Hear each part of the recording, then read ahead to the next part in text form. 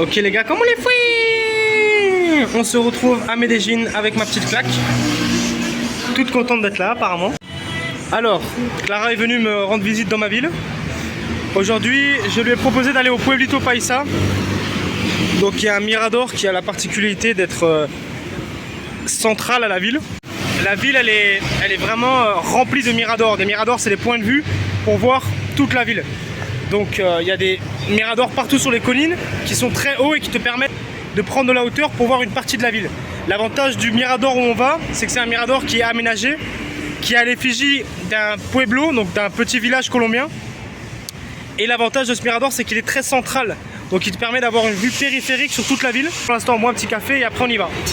Donc voilà, on est en train de longer le bras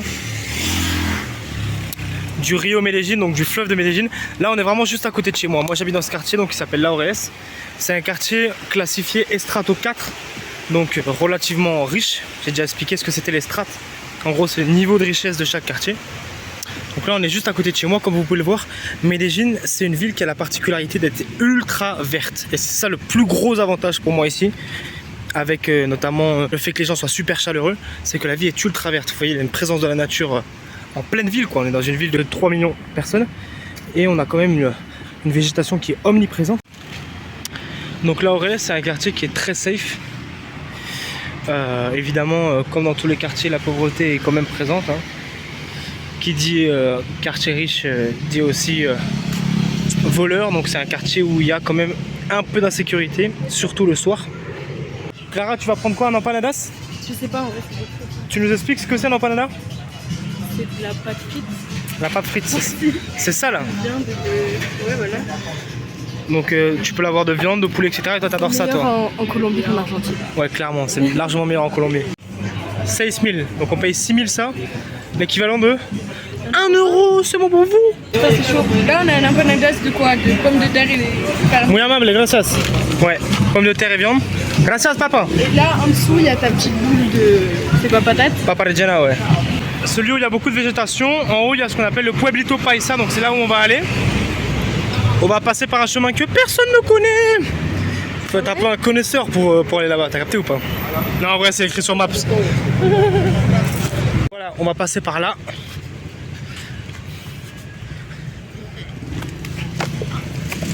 Allez viens. Donc vous voyez, toujours dans le thème de la nature, c'est quand même un gros avantage de pouvoir faire une petite balade dans la nature comme ça, à quelques mètres de chez soi. Là on passe par un petit raccourci que pas beaucoup de gens connaissent. Alors l'avantage aussi de passer par ce petit raccourci, c'est que le chemin est vraiment sympa.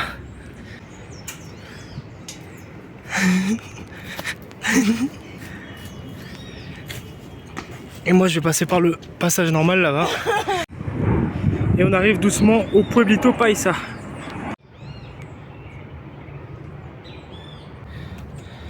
Première étape, la zone comida, nourriture. Donc voilà, on est arrivé à la zone de comida. Je vous jure, ça me fait très bizarre parce que normalement, en gros, c'est une zone où les familles se retrouvent souvent le dimanche. Donc normalement, c'est bondé ici, il n'y a personne. Évidemment, dans cette zone de nourriture, comme il faut ramener la nourriture en haut et que c'est un lieu un peu touristique, c'est un peu plus cher. Mais voilà, pour 1 euro, le petit jus de maracuja qui fait plaisir. Si vous venez en Colombie, je vous conseille pas, mais je vous oblige à goûter les jus de maracuja parce que c'est pas pareil qu'en France, hein, ça n'a vraiment rien à voir. C'est vraiment excellent. Et voilà, on arrive au Pueblito Paisa. Le Pueblito Paisa, c'est un mini pueblito, donc un mini pueblo qui reprend les codes de l'architecture de différents villages de la Colombie. En gros, c'est comme un mini village dans la ville pour montrer un peu les choses typiques, etc. Évidemment, c'est hyper touristique, hein, donc vous faites pas avoir, achetez pas vos souvenirs ici, quoi. Combien tu t'achètes une casquette ketchup? Bah. C'est 1000, c'est Mia. Qu'est-ce que ça veut dire? Les femmes plantes, graines. C'est une chasse, les graines.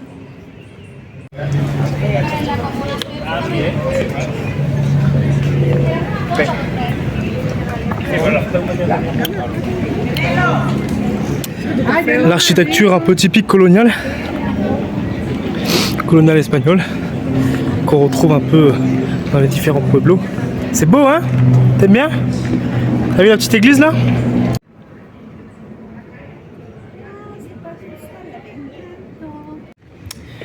Et maintenant, on arrive au top du Pueblito Paisa et vous allez enfin comprendre pourquoi j'appelle ça un mirador, donc un point de vue. Je vais vous expliquer partie par partie un peu ce qu'on peut voir ici au Pueblito Paisa. Donc là, on est du côté du centre. Donc toute cette partie-là, c'est le centre de Medellín. Tout là-bas, c'est le nord et de ce côté-là, c'est le sud. Ça, c'est la première chose à comprendre. Le centre ici, j'ai déjà fait donc une vidéo dessus avec mon ami en moto. Donc là, ce que vous voyez, le bâtiment à gauche, c'est la station qui gère toute l'eau et l'électricité de la ville. C'est avec cette station que tout est redistribué. Ce que j'étais en train d'expliquer à Clara, c'est que ça là, ici, c'est un mirador qui s'appelle le Pan de Azúcar et qui permet, comme beaucoup d'autres, il y en a un autre ici là-haut, il y en a plein de miradors partout dans la ville qui permettent d'avoir des gros points de vue. Imaginez la différence de hauteur entre là où on est ici et là où on est là-bas. C'est juste qu'ici c'est hyper central, donc ça peut donner une vision beaucoup plus périphérique, parce que si quand tu es là-bas, t'as seulement cette vision-là, paf, t'as pas ce que tu vois là-bas et ce que tu vois là-bas. Mon université à moi, elle est de ce côté-là, à Robledo, donc au nord de la ville. Et ce que vous voyez ici, là derrière l'arbre, il y a un grand parc, le plus grand parc de la ville qui s'appelle le Parque Volador, vulgairement appelé le Parque Violador, en raison de nombreux viols qu'il y a dans ce parc, parce qu'il est durant la nuit très peu sécurisé. Et comme c'est un très gros parc où l'entrée est libre, il y a de nombreux viols là-bas. Donc il faut faire très attention, n'allez pas n'importe où, à n'importe quelle heure, parce que même si tu dis oui c'est un petit parc tranquille, non, ça peut être dangereux. Ça c'est le côté est, donc le côté de Rio Negro, là où il y a l'aéroport. Et il faut savoir que la ville de Medellín est très riche au niveau du sud, donc là où on va vers là-bas, et très pauvre au niveau du nord. Donc c'est un peu divisé dans ces deux régions-là. Moi j'habite centre-sud, donc je suis dans un bon quartier. Là-bas, la partie où il y a tous les immeubles, c'est le Poblado. Bon, c'est plus au fond le Poblado, mais toute cette partie-là au sud, c'est la zone riche. Tout ce que vous voyez là-bas. Ce que j'explique à Clara, c'est que toute la richesse est centrée là-bas. C'est vraiment les étrangers. Il y a beaucoup d'entrepreneurs nomades qui viennent, notamment beaucoup de Français en ce moment, qui comprennent un peu le potentiel, qui ont enfin compris que Medellín c'est la frappe et qui viennent monter leur commerce ici pour profiter notamment des avantages fiscaux et du coût de la vie. Ce que vous voyez ici, c'est l'aéroport national de Medellín. Cet aéroport-là, dites-vous qu'il était là au moment de Pablo Escobar. Je vous laisse imaginer le nombre de tonnes de coke qui a été transporté depuis cet aéroport. Il faut savoir que Pablo avait 70 maisons à Medellín et que plusieurs d'entre elles étaient situées dans cette partie-là du Poblado, avec lesquelles, grâce à ses jumelles, il pouvait avoir une vision directe sur l'aéroport pour voir l'argent arriver et la cocaïne partir. La seconde chose intéressante, c'est que comme par hasard, tout le quartier ici, que je vais bien vous quadriller, regarde bien claque, ça là, tout ce quartier-là à gauche, c'est ce qu'on appelle le Barrio Antioquia. C'est la plaque tournante de Medellín. C'est là où toute la drogue se fournit. Et c'est pas du tout un hasard qu'ils soient à côté de l'aéroport, évidemment. Je pense que vous comprendrez tous pourquoi. Un accès directement sur les voies aériennes.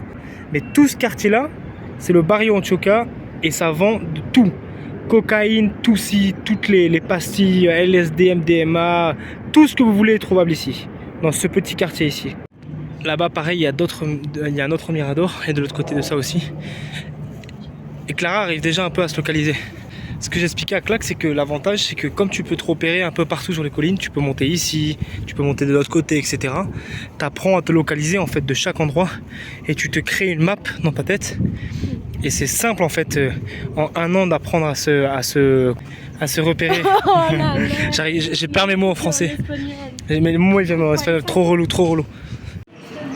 Toujours dans ce mirador, toujours dans ce lieu, le Pueblito Paisa, on a un musée qui coûte 5 000 par personne. Dites-vous qu'ici les gens ils en ont absolument rien à foutre de se faire de l'argent.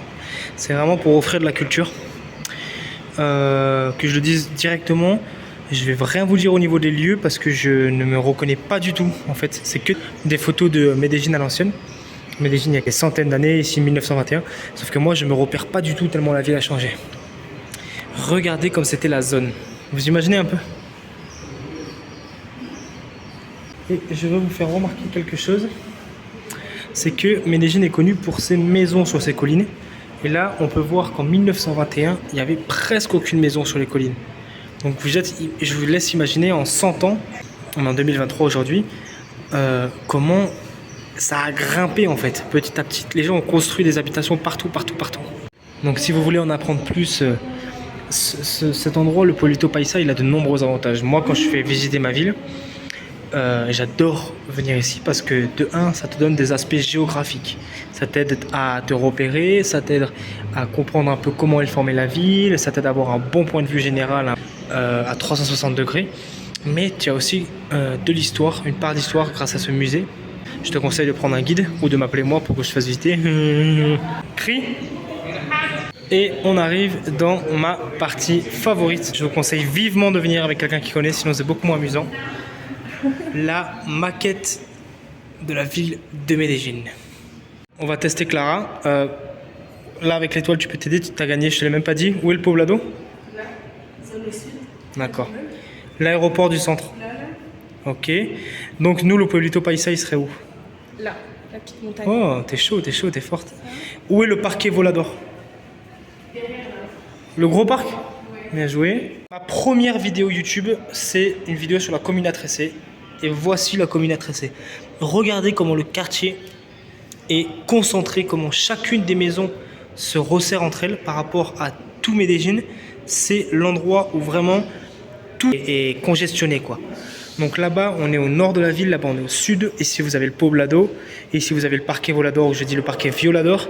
Nous sommes ici. Le centre est ici. Ici, c'est l'Estadio où il y a des matchs. Ici, c'est le quartier de Laureles. L'aéroport est du côté est de l'autre côté. Toute cette partie, c'est la partie riche. De ce côté-là, vous avez deux villes qui s'appellent Envigado et Itagüí, qui poursuivent la partie riche de Medellín. C'est deux petites villes où les gens de Plata vivent. De l'autre côté, le nord, vous avez Bejo, qui est une ville un peu dangereuse à certains endroits, qui est une ville qui se prolonge ici en gros. Et voilà la ville de Medellín. En vrai, elle n'est pas si grande, et grâce aux différents points de vue tout le long des collines, c'est super facile de se repérer. Bon voilà, on a fini la visite du Pueblo. On va voir ce qu'on fait maintenant. En tout cas, j'espère que ça vous a plu. N'oubliez pas de vous abonner, d'activer la cloche et de partager un max. Et on se retrouve bientôt dans une prochaine vidéo en Colombie. Hágale